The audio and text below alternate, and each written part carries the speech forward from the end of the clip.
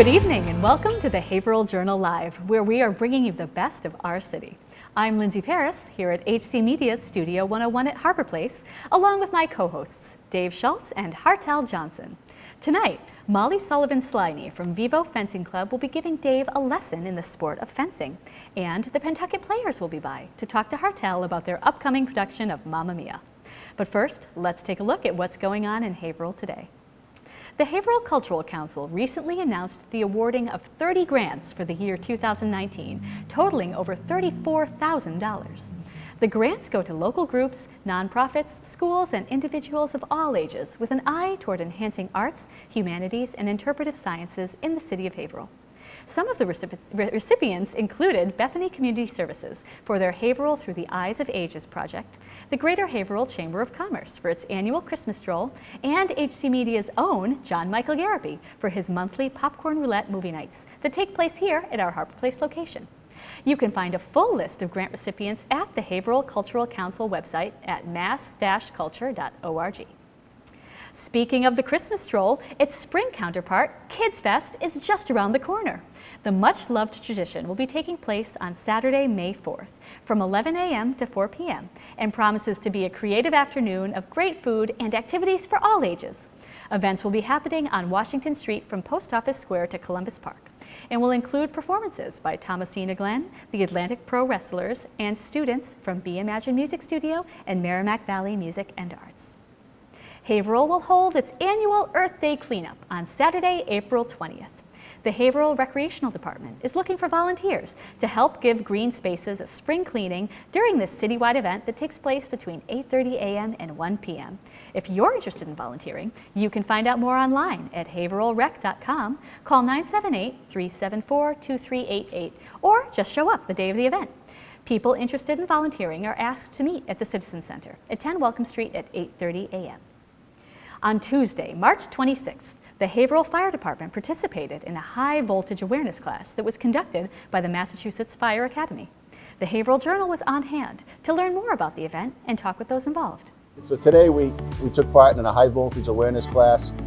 The Massachusetts Fire Academy has impact classes that local communities sign up for, and where they send a instructor. There's a prop trailer that has the electricity on a telephone pole, where we learn the difference between primary power, secondary power, what to avoid, so that not only do we protect the public, but we protect ourselves. Whether it's a regular electricity involved at a house fire, or if it's a car accident where the telephone pole is involved and you have the primary wires, which are the high energy wires, are down on the ground. This class teaches the firefighter what to look for, be aware of, and avoid at all costs, so that they go home at night. In the Fire Academy in 10 weeks, they get exposed to a lot of training.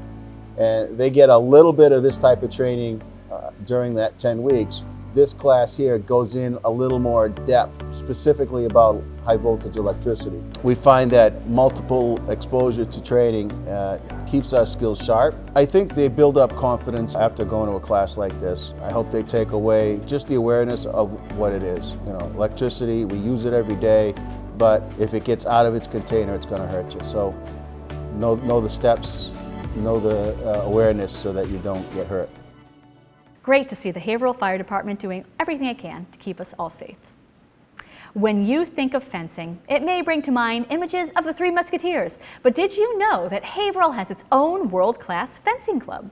Right now, I'm going to send it over to Dave Schultz, who is on set with former Olympic Games participant Molly Sullivan-Sliney from the Vivo Fencing Club to find out all about the sport of fencing. Dave?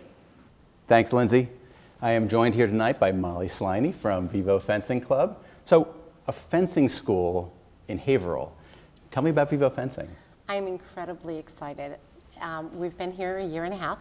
We're over up on Rogers Road, and it's really exciting for me because I love the sport of fencing, and I've actually been teaching for the last 20 years, and after my kids went to college, I had the opportunity to join ARPI as we relocated into Haverhill, and to bring a quality of club that we're producing right now is just exciting for me to bring into the Haverhill community. That's fantastic. Yeah.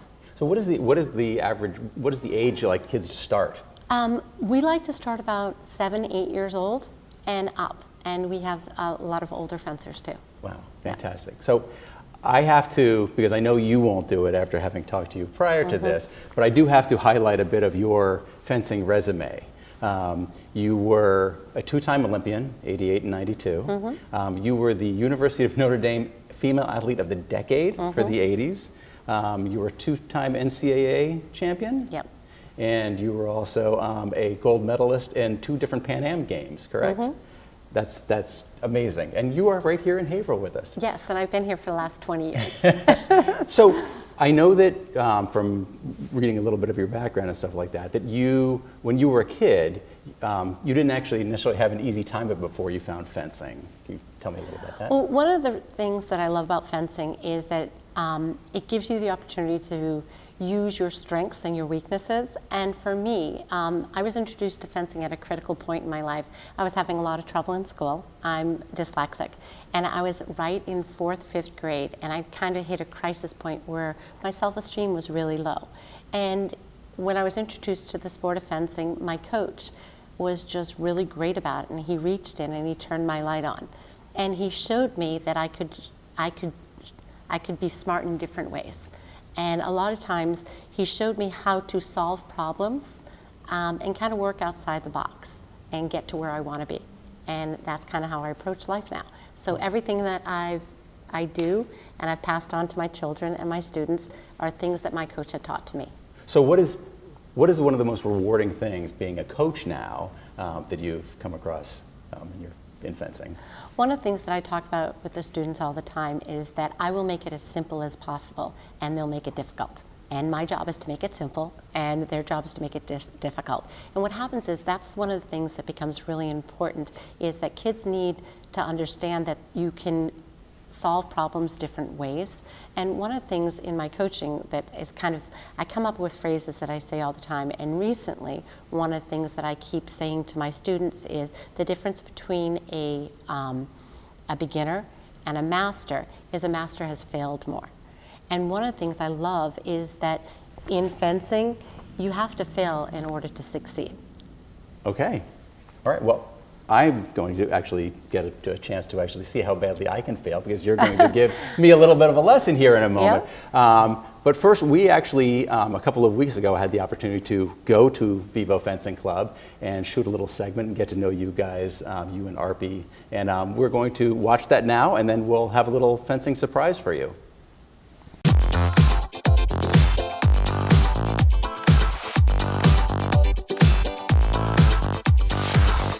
I finished college in 2005, and I wasn't ready to compete in the highest level because I know how much dedication it requires. It's pretty much a full-time job. So I couldn't just stop fencing. So part-time I started to teach, and eventually 2 or 3 years later I realized that this is what I want to do. And I left my job, my full-time job, and I became a full-time fencing coach in 2007.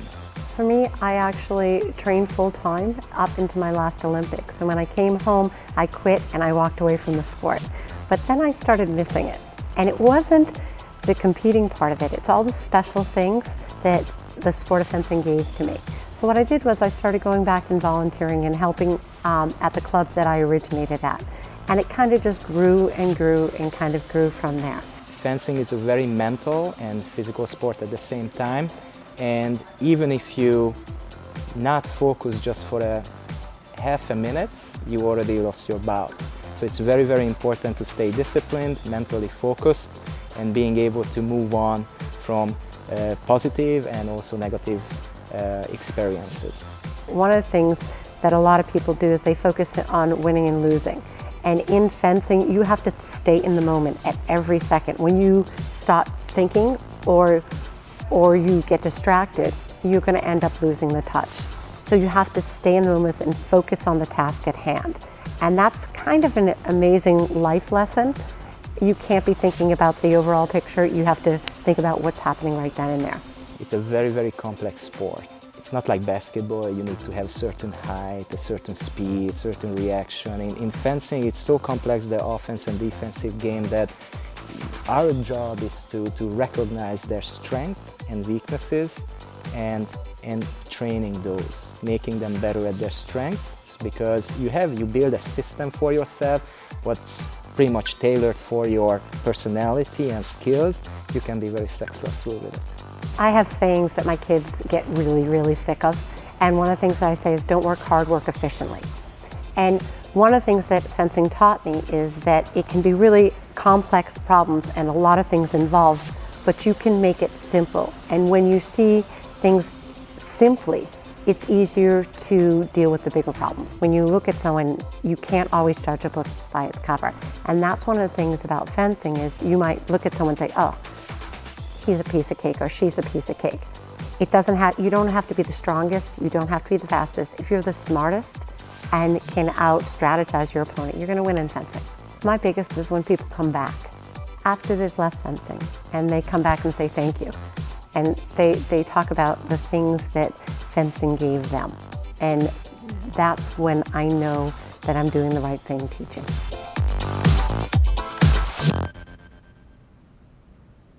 So Molly, thank you so much for letting us come out to the club and just have a good time just getting to know the kids and the parents and you and Arpy.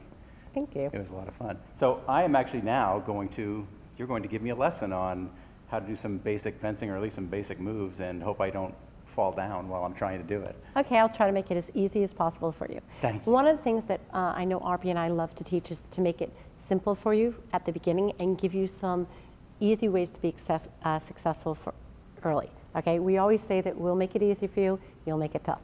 Our job as coaches is to make it easy and you'll make it tough. And that's how we end up learning. Excellent. Okay? Yep. All right. Okay. Let's give it a shot. So let's start with the first 3 things that you do with your feet. Okay. Okay, the starting position. Start with your feet together.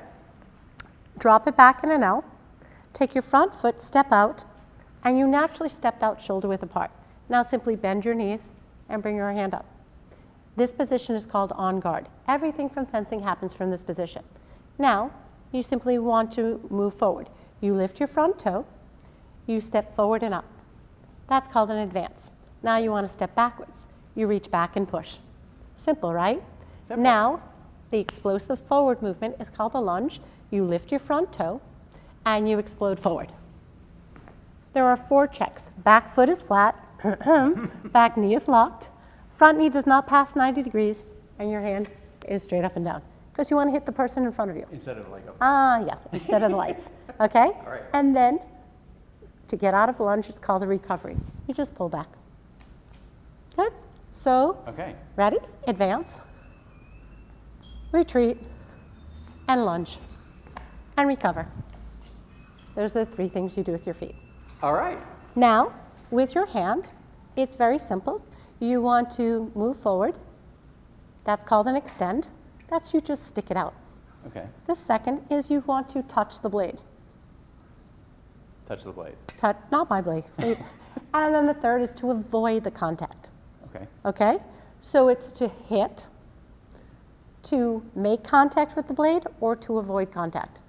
Okay? Okay. Now the trick is you have to put those 3 things together to score a touch or to defend yourself. You ready to try? Sure. Okay, here we go. Put my helmet on. Yes, please.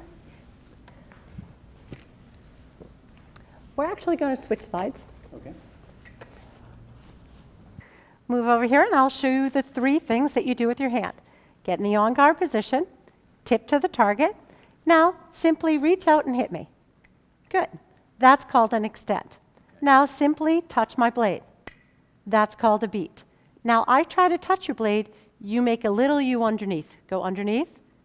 That's called a disengage. The trick is to put those 3 things together. So let's try a beat and extend. Beat and extend. Good. Now, if you beat me, that provokes a reaction. That makes me want to touch you. But you don't want me to touch you, so you will simply do a disengage. Beat, disengage, go underneath, under, and hit. Ah. So we just put the 3 things that you do with your hand together to score a touch. Okay. Pretty simple, right? So beat, that makes me want to touch you, and then you hit me. Pretty simple, okay? The way that you defend yourself is if I come after you, you touch my blade, and you hit me. Got it? Okay. Okay, that's called a peri-riposte. Okay, we're a two-weapon club, a foil and an épée club. With foil, you have to hit the torso of the body. With épée, you can hit the toes, you can hit the nose, you can hit anything. Okay, but the trick is it's harder to get that tip on than people realize, especially when you add the movement. Okay, so let's try again. Extend. Ah, that is one of the things that people make a huge mistake. Okay, you actually, one of the things that people, you have to train yourself to look at the target. You looked at my blade. Okay, I can make you do whatever. I can make you look at my blade by simply doing actions like that. Once I get you wanting my blade, I have just set a trap for you, and then my job is to close it. All right. Okay? So let's try beat, disengage, and hit. Very nice. Beat, disengage, and hit. Now let's add some movement. Okay, get it. Yeah. Okay. Go ahead. Beat. Lunge there, but No. Go ahead. Good. But I didn't fall for your trick. Okay. So sometimes you have to set things up. Okay. So let's try one more hit. Okay. Hit. Good. Now, afterwards, you take your mask off, you salute your opponent, you shake hands with a hand you didn't fence with, and you're done. Okay? Thank you so much, Molly. Oh. Thank you so much, Molly. All right. So I appreciate you giving us the time when we came out to shoot the segment last week, and thanks for being part of the show. So I'm now going to send it over to Hartell Johnson, who is with the Pentucket Players, and they're going to give us a preview of their upcoming Mamma Mia show. Hartell? Thanks, Dave and Lindsay. I am here tonight with Angelica, Emma, and Kayla of the Pentucket Players. How are you guys doing tonight? We're great. Thank you. Thanks for having us. Awesome. So can you tell me a little bit about the Pentucket Players? Sure, absolutely. Pentucket Players is a local community theater group, and this season we are celebrating our 25th anniversary, so well known for quality productions for 25 years. Awesome. Now, how many shows do you do in a year? So we typically do 2 main stage shows, and we perform those at Haverhill City Hall, and then we do a summer show which we perform at Bradford Country Club. Excellent. Emma, how did you get involved? Actually, my sister-in-law and my nephew are part of the Pentucket Players, and they had open auditions, and I saw that they were doing Mamma Mia, which is one of my favorite musicals of all time, so I thought I had to give it a shot. Excellent. How about you, Kayla? So I started off in Sweeney Todd, which was their fall musical, and heard about the rest of their season and thought I just had to get involved, and initially was asked to be the choreographer. So I am choreographer first and actor second. Excellent. Now, how can people get involved if they want to be a part of this production? So this production we are performing next weekend, which is April 12th, 13th, and 14th, and we are part of that, and that show is cast. But the next production is Pippin, and those auditions are April 26th and April 27th, and you can visit our website, pentucketplayers.org, for more information about that. Excellent. Now, I thank you guys all for coming in. I think you have a number that you're going to be performing for us. And let me get out of the way so you guys can do what you do. Thank you. Thank you.